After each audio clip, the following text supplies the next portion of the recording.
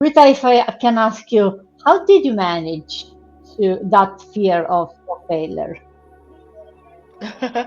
Well, Miss Vida has said it all. It's almost the same thing like that. But one thing that I need to say out there is I manage the fear because I am prepared, okay, that there's going to be a failure. And then, since I'm prepared for that, I am not afraid anymore. When you are prepared for something that is going to happen, at the end of the day, you will realize that it never happened. You will realize that, oh, so this is what just happened. Just like that, other people will see it as something big, but you will see it as a small thing because you know that you are already prepared for it. In this life, if we want to be successful, we have to be prepared.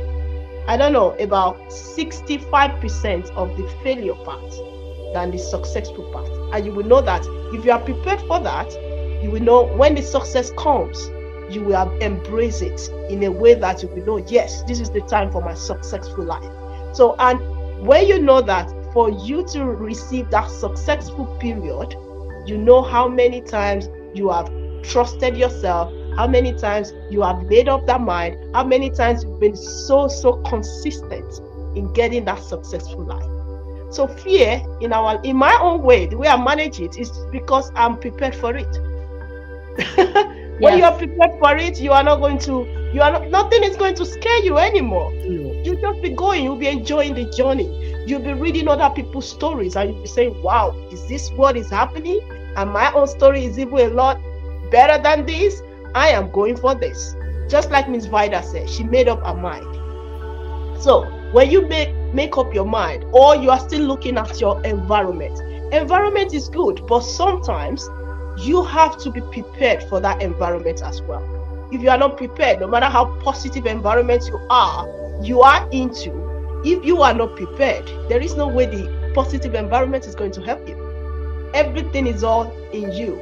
So if you are prepared for failure, you will see that failure Right. is nothing to you. You catch up immediately and you'll be going successfully. And when you arrive to that point, you are going to enjoy it in a way that you least expected it. That is our management. Back to you. Love that, Rita. Thank you. Nothing will stop you, right? What was that saying? Hope for the best and prepare for the worst, right? I love that because I think if you are, and to your point, preparing can be sometimes just as in your mind realizing that, okay, what's the worst can happen? What, and then what's the best that can happen, right? And if you at least think of that possibility, then it wouldn't take you by surprise if it doesn't go necessarily. And failure, what's really failure, right? Because I feel like all of us thinking of, oh, succeeding or failure. By failure can be like, hey, you need to fail 5 times to succeed. So if you don't think that as a failure, it's more of a step one of the 5 steps until I succeed. Then it's not a failure, it's just step one, and then it's step two, and then the step five is the step where you, like, who was Thomas Edison, right? When he invented the bulb, the light bulb, it took him 1,000 steps. And people would think like, oh, he failed 1,000 times. No, he said it was just the invention of the light bulb. It was 1,000-step process.